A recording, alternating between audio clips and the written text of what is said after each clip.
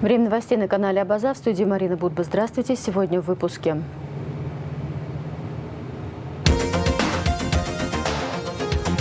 Как смелые и отчаянные были они. Памятный вечер, посвященный 31-й годовщине мартовского наступления по освобождению столицы.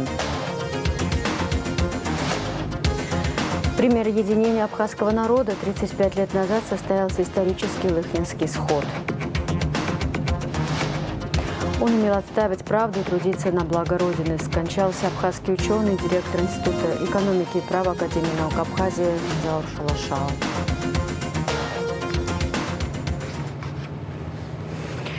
Кандидат на пост президента России, действующий глава государства Владимир Путин по итогам подсчета практически 100% протоколов лидирует с рекордным за всю историю президентских выборов в России результатом в более чем 87%. Об этом сообщает ЦИК Российской Федерации. Второй – Николай Харитонов, на третьем месте Владислав Дованков, на четвертом – Леонид Слуцкий.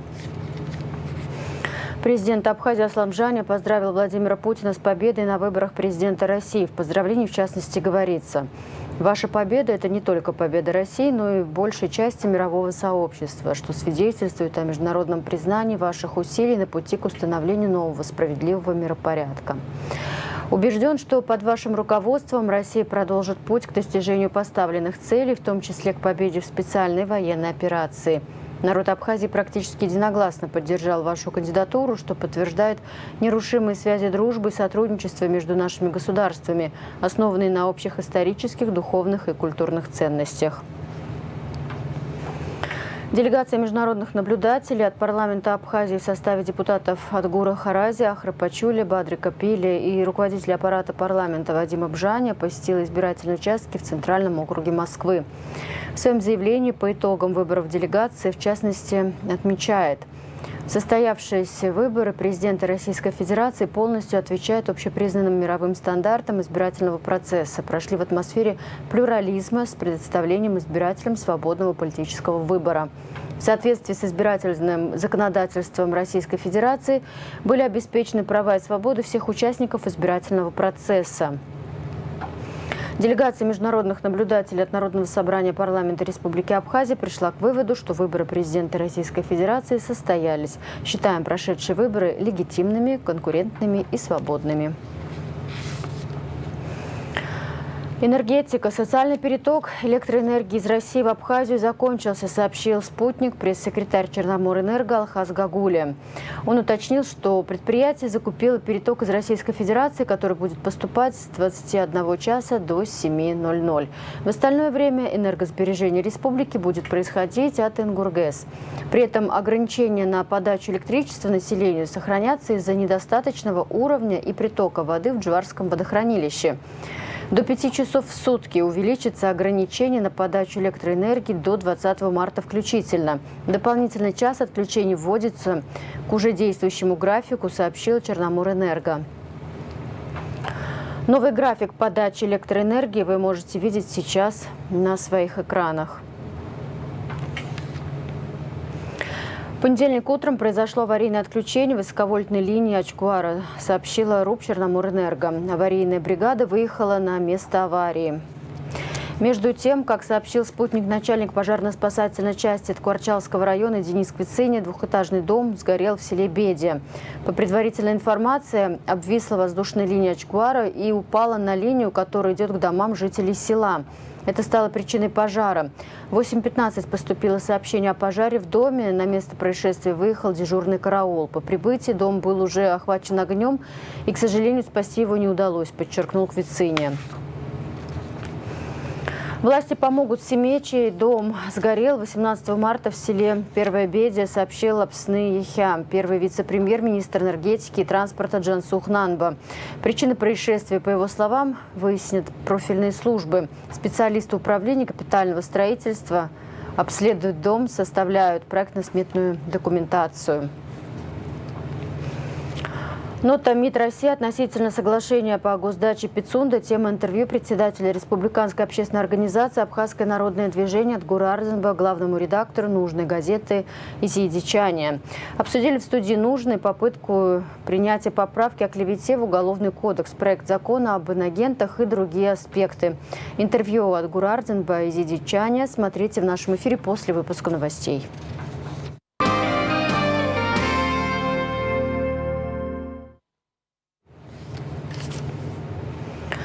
Министерство обороны Республики Абхазия выражает обеспокоенность в связи с инцидентом, имевшим место 17 марта в отношении вооруженных сил Приднестровской Молдавской Республики. 17 марта посредством БПЛА был атакован транспортный вертолет Ми-8МТ, принадлежащий вооруженным силам Приднестровья. Со своей стороны Министерство обороны Республики Абхазия выражает всяческую поддержку дружественной нам Приднестровской Молдавской Республики, в частности, вооруженным силам ПМР, отмечается в заявлении оборонного ведомства Абхазии. Памятный вечер, посвященный 31-й годовщине мартовского наступления по освобождению столицы, прошел в Музее боевой славы имени Владислава Арзенба в пятницу, 15 марта. Мероприятие было организовано музеем совместно с Госкомитетом по делам молодежи и спорту. Репортаж Леонора Гилаян. В зале родственники погибших, ветераны, военнослужащие Министерства обороны, молодые люди. На экране кадры хроники мартовского наступления. В основе документального фильма рассказ участника тех событий, ветерана Автандила Гардске «Мы за Гумистой», в котором автор не только рассуждает о причинах неудач в марте 93-го, но и описывает реальные события с конкретными людьми, а также свое отношение к произошедшему. Несмотря на серьезность операции, нашлись и такие, кто шел в бой без оружия в надежде, что достанут его в бою.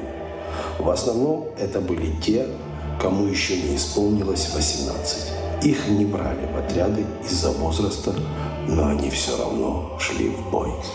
За 7-месячный период оккупации противник основательно укрепил систему обороны города Сухум.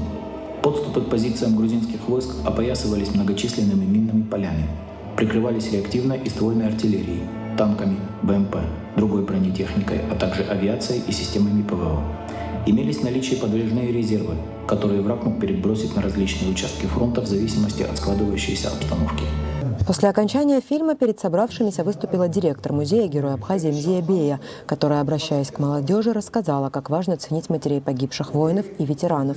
Председатель Госкомитета по делам молодежи и спорту Тараш Хагба в своей речи обращался к молодым людям, делая акцент и на памяти, и на строительстве будущего. Они сделали все, чтобы мы сегодня жили в свободной стране, чтобы мы сегодня строили государство, которая должна предпринимать правильные шаги. Окунаясь в историю, мы все прекрасно знаем, как наш многонациональный народ определенное время проходил долгий тернистый путь.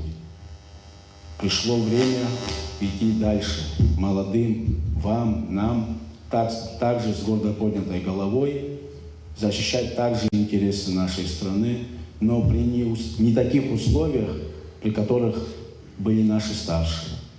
У нас есть великолепная возможность, разговаривая, защищать интересы нашей страны. Великолепная возможность говорить о себе на международной арене. Ведь многие даже не знают, через что прошел народ Абхазии. Герой Абхазии Аслан Кубахи рассказал, что массовый героизм проявлялся не только в боях, и еще раз отметил, как смелы и отчаянны были люди, погибшие в том марте. Вот здесь в фильме сухо было сказано, что операция должна была начаться с 14 на 15, а потом в итоге это было перенесено с 15 на 16. Почему так? Это все не так просто и не так легко. Это считай март месяц. Сегодня март, 15 марта намного теплее, чем 15 марта 93 года. Тогда ужасная погода была, и температура ближе была, наверное, к нулю. К 2, к 3, ночью точно к нулю. Команда – это не то, что там одному подразделению или взводу. Весь фронт пришел в движение 14 марта. Вот как в фильме было сказано, это 2500 человек. Это огромная армия. Это самые отчаянные. Я, забегая вперед, могу сказать, те 222 человека, которые остались на поле боя, они по сей день и еще на века не будут хватать нашей нации, вооруженным силам Абхазии.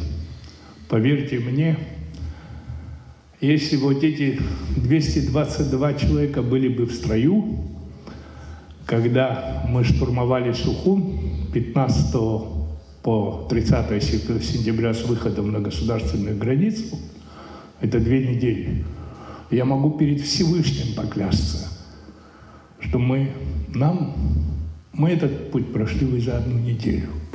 Историк Аслан Авицба в своей речи затронул предысторию войны.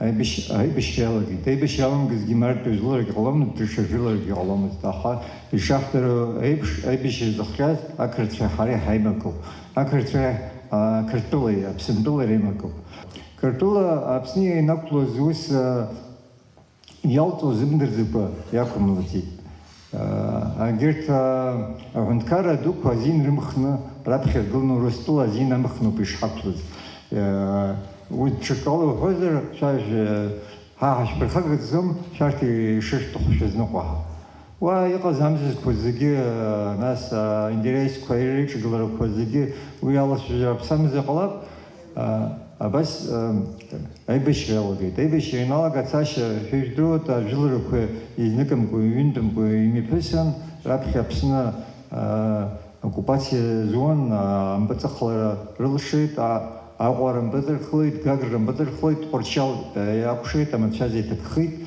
уйзиги шейдур таха хата и изисху март пежлара уйспаша ажиналарни шимаз хатрузру рабхе пежлара джбараза пежлара апсайми прыгыз арахмар ташара пеган уй гагра хакитру пега ويشتغل جلر يمشي على كاتشن ويسحط بري أي بشيء خنس يحتروزرو بري تلقايش مانيور حاسواشتر تلقايش مانيور بري танковый прорыв хагешто по местам. Ветеранцы в Зиниргош, то есть они ходят в Зиниргош, то есть там при вас они пишут августе же, августе же, сентябрь Аки, землеписик, брав гумистет сходит акртуа араналага. А хаос планировал мшити. То есть запорт сентябрь квартира не хозяйк, экшер Москвы, не хоз пшени жуешь, все злочали.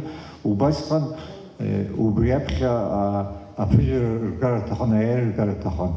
Избанок заши шилаш калыпш, а дипломатией, айбишри, точими пису, ахтыской дари тфал. Айбишри дочу аэругар дипломат через зимарю про интереску столги жича ахча. Убри хоккус яма. Аха убри танковый прорыв хазуи и наламша и желшит апсуа интереску чекала арзнеры шакала ахча Москва я позаикшерча. В ночь с 15 на 16 марта 1993 года вооруженные силы Абхазии попытались освободить Сухум, но наступление не получило развития, и войскам пришлось отступать. Погибло 222 бойца абхазской армии, несколько сотен человек получили ранения, а 23 человека пропали без вести. Это самое трагическое наступление в истории Отечественной войны народа Абхазии. Элеонора Гилаян, Инала Гухава, Абаза ТВ. 35 лет назад, 18 марта 1989 года, в Абхазии состоялся исторический Лыхнинский сход, где было принято обращение от имени более 30 тысяч человек в пользу независимости Абхазии с восстановлением статуса союзной республики. Одно из важнейших событий предшествовавших признанию суверенитета Абхазии рядом государств, навсегда останется в истории республики как пример единения абхазского народа, для которого главной целью было и остается жить в независимой стране под мирным небом. В архиве Абаза ТВ сохранился репортаж об этом историческом событии. Владимир Зантария зачитал Лыхнинское обращение, коллективное письмо, написанное видными представителями Абхазского национально-освободительного движения. На поляне собралось по разным подсчетам около 36 тысяч человек. О такой цифре боялись даже думать, но большая поддержка со стороны национальных общин сыграла свою роль. И, честно говоря, настолько консолидировано было общество, а тут и лидеры армянского общественного движения во главе с Альбертом Тополян, и русская община, и почти все греки. Работа очень серьезная была проведена. Это, конечно, имело очень серьезное такое значение, потому что мы, во-первых, в политическом плане, в плане внешнеполитическом, Обращение к высшему политическому руководству СССР с требованием восстановления статуса Абхазии, которым она обладала в 1921 году, получило всеобщую поддержку. Сильной критике в данном документе была подвергнута сталинская модель национально-государственного устройства страны. В частности, отмечалось: пора, наконец, решительно приступить к реорганизации неоправдавших себя политических институтов. До каких пор будет существовать средневековая иерархия, делящая народы на ранги, подчиняющая одни республики другим? Конец цитаты. Первым свою подпись поставил первый секретарь обкома партии Абхазии Борис Викторович Адлейба. Перед самым сходом было принято решение пригласить на сход руководство страны. Через некоторое время в Народный форум позвонил первый секретарь обкома Адлейба Борис, попросил ознакомить его с текстом. Он его выслушал и попросил сделать одну маленькую поправку, не очень значительную, но, видимо, он хотел, как-то внести свой вклад в это дело, попросил смягчить там какую-то формулировку, на что мы согласились, и он сказал, что если вот это вы поправите, я приду и приведу с собой всех, кого смогу, руководителей. Борис Викторович первым подписал этот документ, и потом его начали подписывать все другие руководители страны, руководители Айтгалара, и потом начали подписывать все участники этого схода. Это обращение готовили сотрудники Абхазского института языка, литературы и истории Станислав Лакоба и Сергей Шамба. Документ подписывали и в других городах и селах республики, так что в целом под ним поставили подписи 35 тысяч человек. Из них 5 тысяч не абхазов. Кроме того, все чиновники, пришедшие на сход, за исключением грузин, последовали этому примеру. Игорь Марухба отмечает, что это событие стало исключительным феноменом на советском пространстве той эпохи. Действительно, это тот момент, тот исторический момент истины, когда все руководство абхазской национальности, находящееся тогда в руководстве, партийном руководстве и в советских органах Абхазской ССР, вместе со своим народом подписало это письмо. Во главе тогда с первым секретарем Абхазского обкома партии Борисом Викторовичем Адлейба, председателем Президиума Верховного Совета Абхазской ССР Валерианом Османовичем Губахе и другими ответственнейшими лицами. Это фактически означало процесс отделения Абхазии от Грузии. В Москву документы Лыхнинского обращения повезли видные общественно-политические деятели, политики и ученые-историки: Геннадий Аламия, Николай Джону, Игорь Марухба, Вадим Пиля и Сергей Шамба. Сам этот сход и сам этот документ, они, конечно, очень мощным таким пропагандистским были стимулом, мобилизовали, конечно, общество.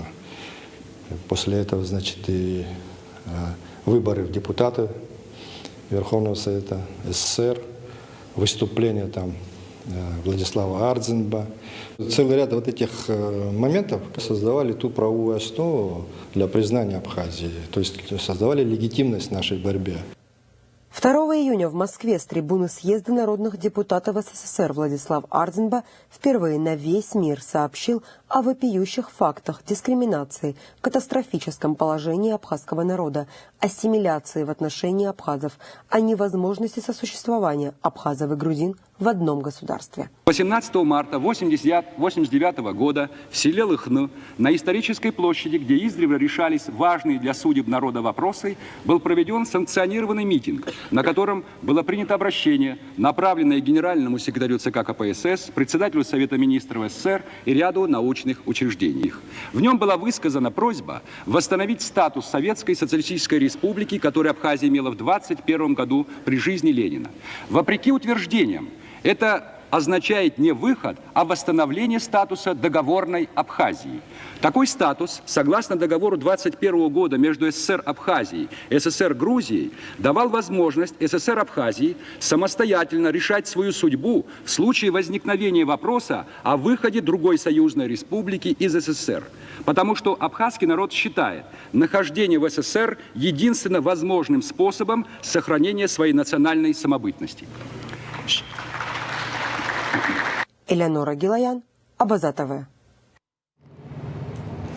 Специальный репортаж Абаза ТВ, подготовленный специально к 30-летию Лыхнинского схода, смотрите в нашем вечернем эфире.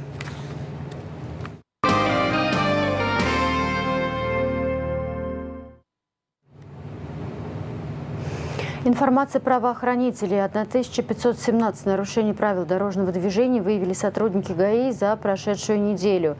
Из них 96 за нарушение норм тонирования автостекол, 28 водителей привлечены к административной ответственности за управление автотранспортным средством в нетрезвом состоянии.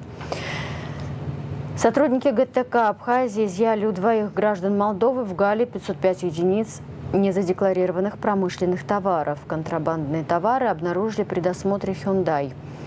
Материалы по делу передали в отдел дознаний и таможенных расследований ГТК Республики Абхазия. 4 аппарата для майнинга и различные комплектующие к ним изъяли с 16 по 17 марта на таможенном посту ПСО должностные лица Государственного таможенного комитета Абхазии.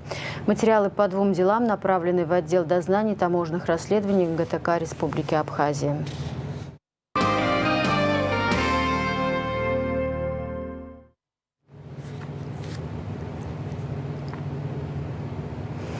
Скончался абхазский ученый, директор Института экономики и права Академии наук Абхазии Заур Шалашаев, депутат 2-го созыва Народного собрания, соучредитель Сухумского открытого института. Автор многочисленных законопроектов, ветеран Отечественной войны народа Абхазии, оставил бесценное наследие и дело, которое будет продолжаться его учениками и коллегами. Подробнее о Зауре Шалашаеве в репортаже Марианны Котовой.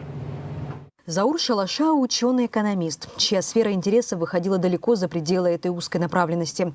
Его главным делом было строительство государства на прочных основах экономики и права.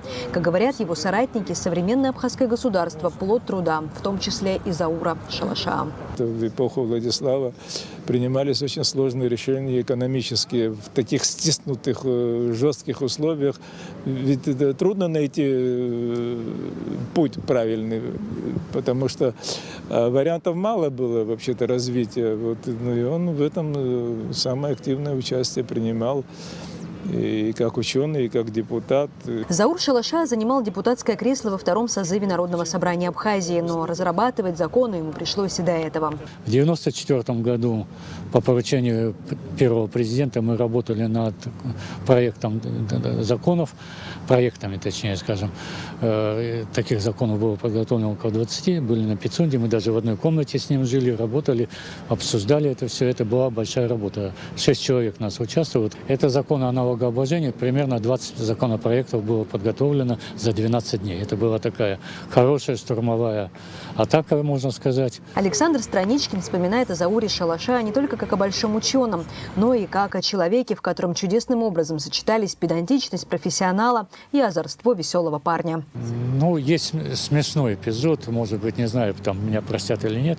Как раз мы находились на Пицунде ночью, уже спорили долго, это был час ночи, а в это время шел чемпионат мира по футболу. И Заур Иванович говорит Дауру Баганже, там телевизор у нас стоял один в коридоре был на Пицунде. Он говорит, дай, говорит, футбол посмотреть, там испаноязычные команды играли. Вы знаете, что он испанский язык знал. И Даур Баганже ему говорит, давай доработаем. И он ему говорит, что я у тебя в тюрьме сижу. Но это шутка, которая вот так вспоминается. Как говорит Александр Гулия, в СОИ не проходило ни одно праздничное мероприятие без участия Заура Ивановича. Он всегда помнил о днях рождения всех сотрудников и обязательно оказывал внимание именинникам. Он был хороший товарищ, внимательный был. Он помнил дни рождения. Вот в СОИ, например, да, вот все вот эти какие-то вот события, связанные там, я не знаю, с Новым годом, с 8 марта, с днями рождения, вот все вокруг него это крутилось. Это он заводил все.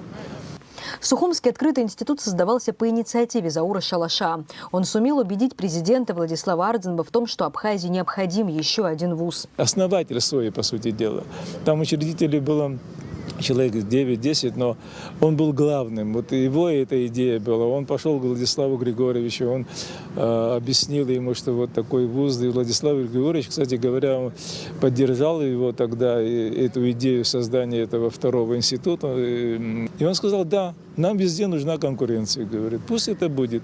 Если он будет не конкурентоспособным, ну, что делать? А если будет конкурентоспособным, будет востребован, значит, он нужен людям, ну, и поэтому будет работать. И вот тогда вот как раз он тоже с нуля же создавал тогда этот СОИ. По сути дела, он. Мы тоже ему помогали, но он был главным. По словам Александра Гулия, Заур Шалаша был не просто генератором идей, он воплощал их в жизнь. Причем с энтузиазмом, который заряжал всех вокруг. Всегда, когда есть какая-то идея, эта идея носителей много, а предварителей идеи, ну, не всегда найдете. Как говорил один партийный работник, вот здесь по берегу много ходит идеоносцев. Ну и носить идею, это не значит, что ты способен что-то сделать. А он был способным. Заур Шалаша давал практические рекомендации руководству республики, то есть занимался тем, для чего и предназначена наука. Он изучал материал, разрабатывал стратегию и передавал в руки практикам. И очень разочаровывался, когда видел пренебрежение к труду теоретиков. Из закона о науке следует, что все государственные решения, принимаемые органами государственной власти, должны проходить научную экспертизу. Закон о науке принят уже 2000-х годов, но, к сожалению, никакая власть это не соблюдала. Сегодня в виде проектов, разработанных Академией наук, конкретно Институтом экономики и права, находится на рассмотрении у президента по их же, можно сказать, заказу. Мы это сделали. Там есть распоряжение президента, постановление правительства, а при необходимости внесения изменений в закон парламент будет тоже направлен. То есть в том числе международные договоры, о них речь идет, насколько учтены интересы Абхазии при заключении договоров. Я специалист по планированию, по экономике, я знаю, что это такое. Но меня никто не спрашивает, никому не интересно. А нужно заказать в Сочинском центре точно такой же проект. Название Абхазию поменяли на Крым. Они опубликовали с радостью. И вот мы должны постоянно вот так не доверять своим, а чужое. Ну, какие-то подозрения у меня есть, почему это делается, но это лучше остается за скобкой. Заур Шалаша сделал все, чтобы у Абхазии была возможность обучать и растить собственных ученых в области экономики и права.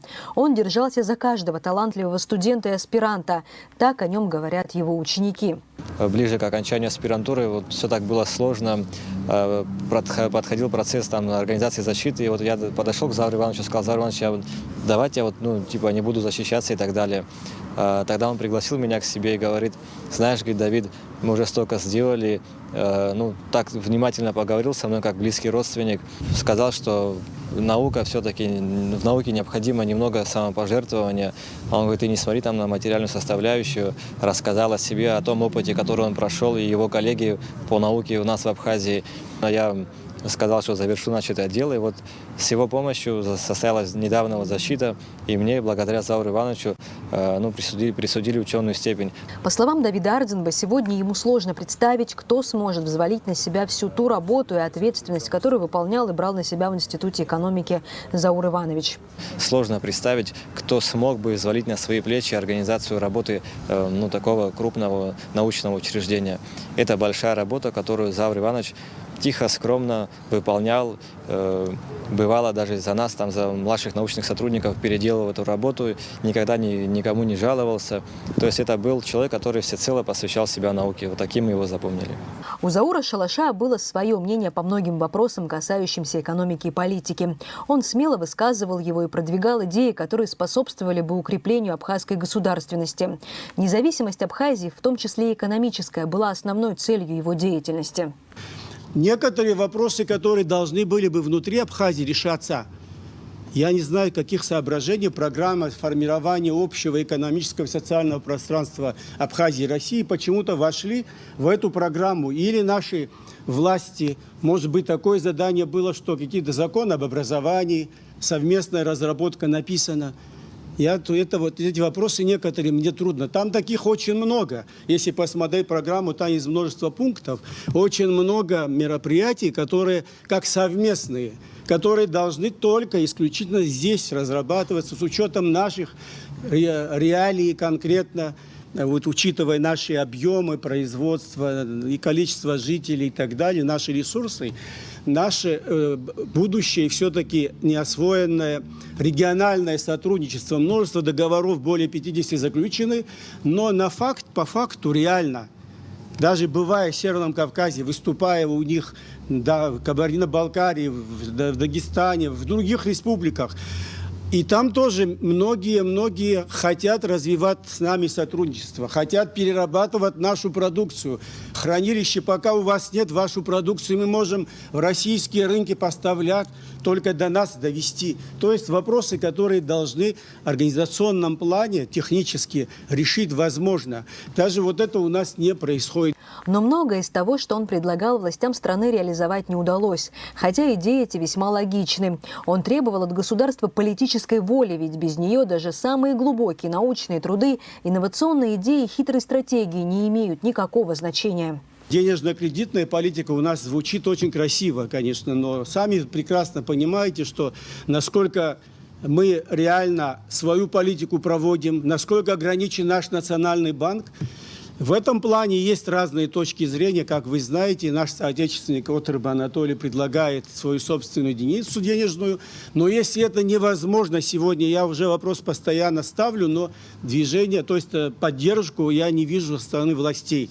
В том плане, что Нацбанк Абхазии должен заключить договор с Центробанком России об обеспечении необходимой денежной массой нашу территорию. То есть это не только выплата зарплат бюджетникам или правоохранительной системе, то, что происходит, а то, что необходимо нашей экономике для того, чтобы простаивающие, я не говорю старые, восстановить, но на их основе в разных регионах Абхазии хотя бы по 1-2 объекта, где могли бы быть заняты наша местная рабочая сила, тем более специалисты в том же Тхуарчале и в других регионах остались и ждут, когда государство наше предложит какие-либо проекты. Отстаивать свою правду и трудиться на благо Родины Заур Шалаша начал еще в 80-е годы в университете. Затем это делать пришлось с оружием в руках. После войны, отложив медаль за отвагу, он взялся за строительство государства, прекрасно понимая, что самые ожесточенные бои еще впереди. Он воспитал множество специалистов. Возможно, кто-то из них продолжит его научный и практический труд. Мариана Котова, Инала Гухава, Абаза ТВ. В связи с кончиной доктора экономических наук, профессора, академика, директора Института экономики и права, ветерана Отечественной войны народа Абхазии Заура Шалаша создана Государственная комиссия по организации похорон под председательством президента Академии наук Абхазии Зураба Джапоа. Прощальная церемония состоится 19 марта в Доме учителя в Сухуми с 10 до 14:00. Коллектив Абхазского государственного университета, профессорско-преподавательский состав и студенты экономического факультета выражают глубокие соболезнования по случаю скоропостижной смерти ученого, доктора экономических наук, профессора, действительного члена Академии наук Абхазии, проработавшего более 30 лет в АГУ на разных должностях Заура Ивановича Шалашова.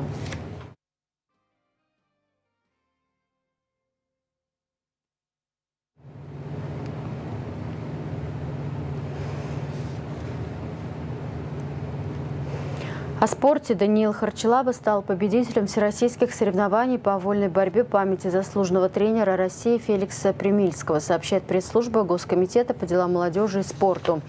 Даниил выступал в весовой категории 65 килограмм и представлял Калининград. Является воспитанником тренера Размика Алабяна. Сухумчанин Нестор Аристава, одержав 4 победы, занял первое место в весовой категории до 55 килограммов в ходе традиционного межрегионального турнира по дзюдо среди юношей и девушек до 18 лет, посвященного десятилетию воссоединения Крыма и Севастополя с Россией, который прошел в городе Симферополе. В турнире приняли участие более 300 спортсменов из различных регионов Российской Федерации, а также Республики Абхазия. Также спортсмены сборной Абхазии заняли еще 3 призовых места. Готовили команду тренеры Беслан Аристава и Роберт Наваян. 16-18 марта в Республиканской детско-юношеской спортивной школе игр стартовали чемпионаты Республики Абхазия по баскетболу среди женских и мужских команд. Внимания, воды не будет. Столичный водоканал сообщает, что в связи с ремонтными работами во вторник, 1 марта, с 0 до 18:00 будет прекращена подача питьевой воды в районах города Сухум, район вокзала, Старый поселок, Нагорной, центральной части города, ВМ «Маяк». В завершении выпуска прогноз погоды.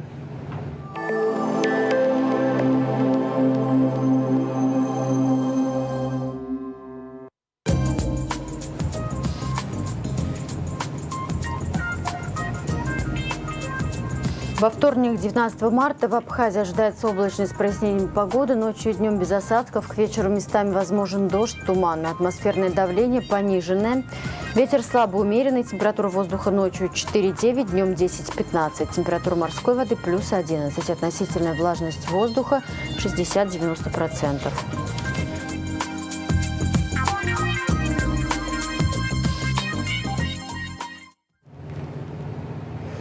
На этом пока все. За развитием событий следите вместе с нами. До встречи.